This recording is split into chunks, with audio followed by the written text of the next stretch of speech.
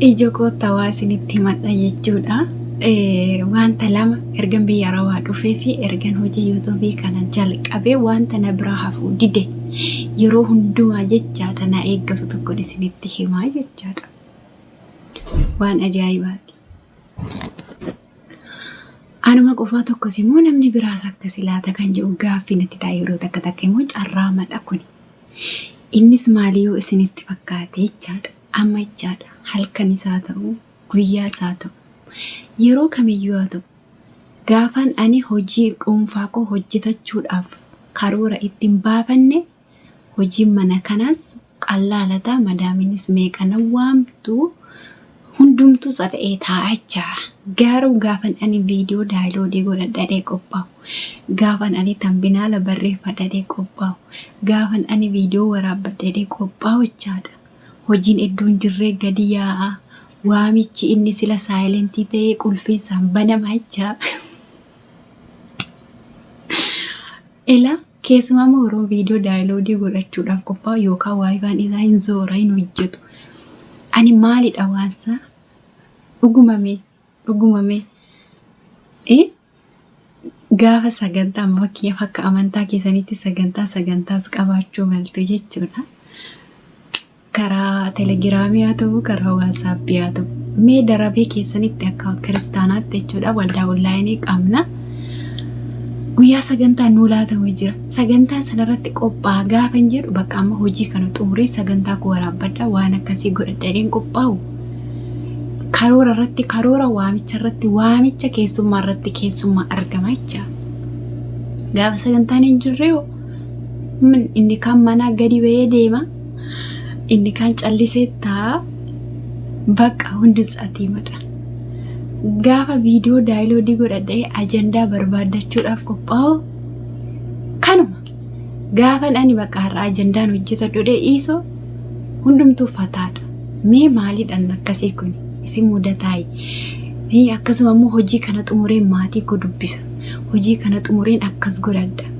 Kana godheen sana godhadhattani gaafa qophootani. Maaliif akka miqqanyaa wayii akka kaameraatiin jireenya sammuu kee keessaa wanta ati yaaddu, wanta ati gochuuf deemtu, wanta kaameraatiin to'atamaan jiru wayii dhugaa waaqayyo. Wanta kaameraatiin to'atamu wayii sinitti fakkaatu. Maadha waan akkasii dhuguma meela dhugaa waaqayyo maaliifidhaayi? Kun jireenyuma dhala namaati waanuma kooti. Gaafati waa tokko godhadhatte qophoota gaafati bakka kana xumuradheen kana godhadha kanarraa immoo kana godhadhatte gaafati keessumaa jechaadha. Hojii yuutuubii kanarratti beekeetaa Yesuus.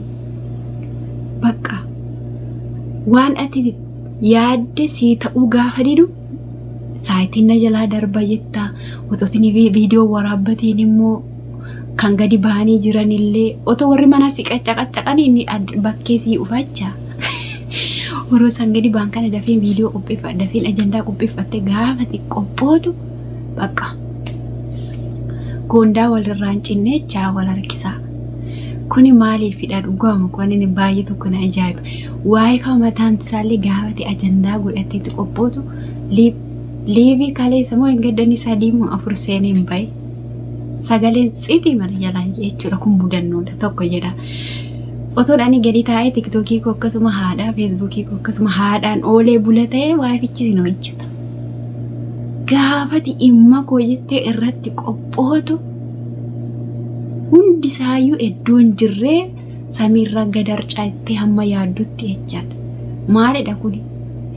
Isin bira jiraa wanta akkasii.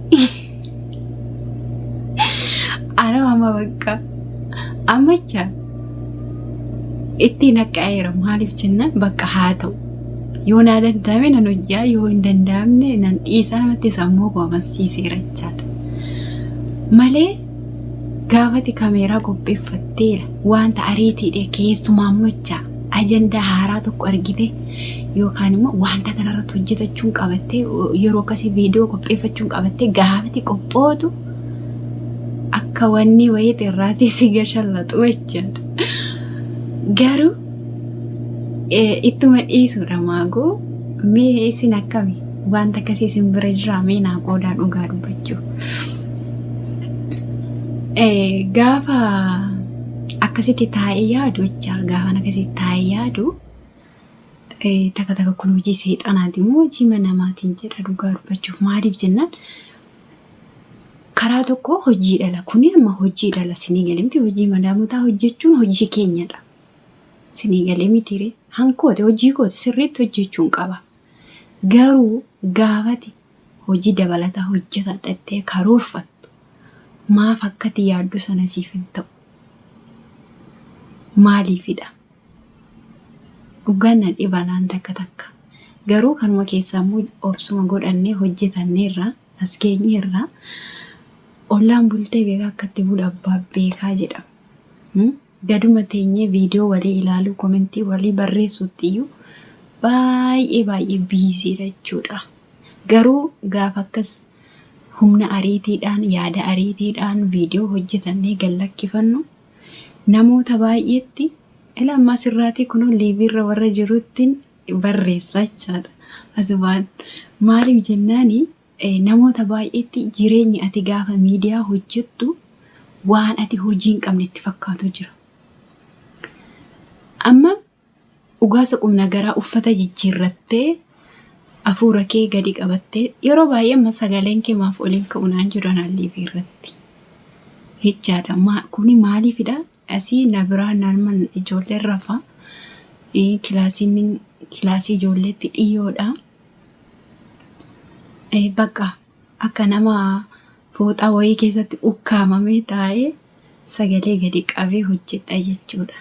Garuu viidiyooma kanayyuu yeroo baay'ee sagalee ol qabeen hojjedhuun galata waaqayyo appilikeeshiniitiin sagalee ol dabala malee jecha.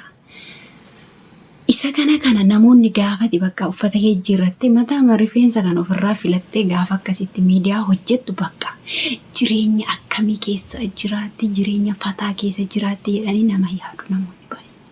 Garuu kun dhugaa miti. Garuu jireenyicha isa ulfaataa sana oksite kaayyoo keef jecha immoo haala kam keessattuu of qopheessitee dandeettii kee of mul'isuun kuniyyuu ogummaa guddaa. Sinii galee mitiire. Amma namoonni tokko gaafa miidiyaarraa ilaaltani tiktookii makana faarratti jechaadha. Ijoolleen tokko baay'ee hamma kuni gola madaamii keessa jirti moo hamma siin jechisiisutti gaa.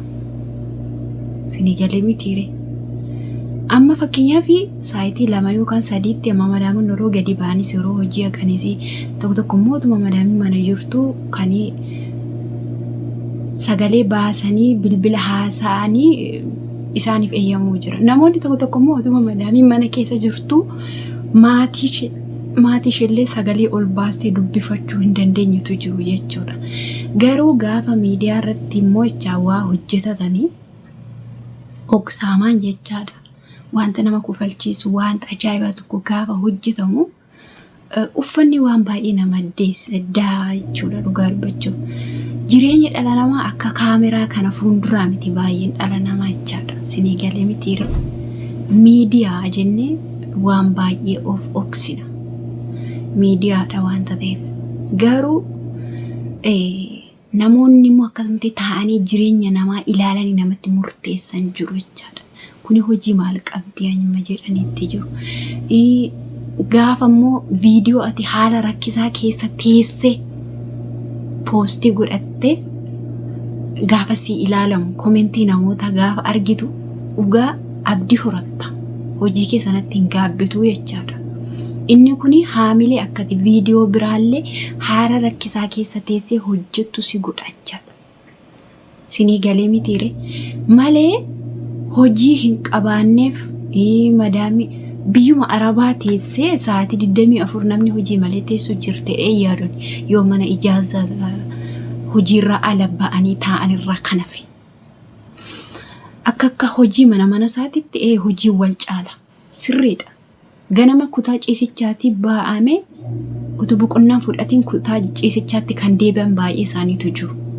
Baay'een isaanii immoo sa'aatii 1 sa'aatii 2 madaamuun yeroo gadi baatu yeroo kooti ani dafanii viidiyoo uffata isaanii jijjiirratanii viidiyoo isaanii hojjetatanii daayilogii godhatanii gara hojii isaaniitti deebi'an jiru jechuudha.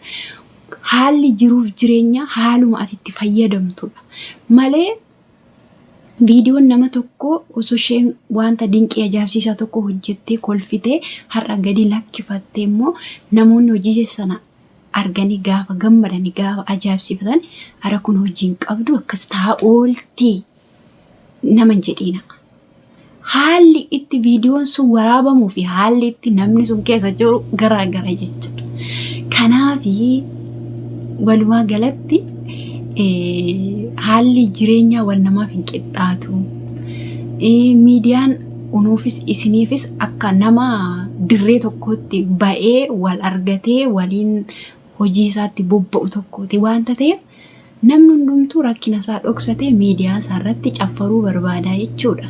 Firii ta'uu barbaada. Ogummaa isaatiin hojjechuu barbaada. Amantii isaa agarsiifachuu barbaada. Kanaafi jabaadha. Jabaadha haalli naam mijatu ittaniis immoo kaayyoo keessaniif duubatti hin deebiina jechaadha. Wanti nuti har'a goonu kun booru ijatti ta'a jechuudha. Turtiin waliin gootaniif galatooma. Bye.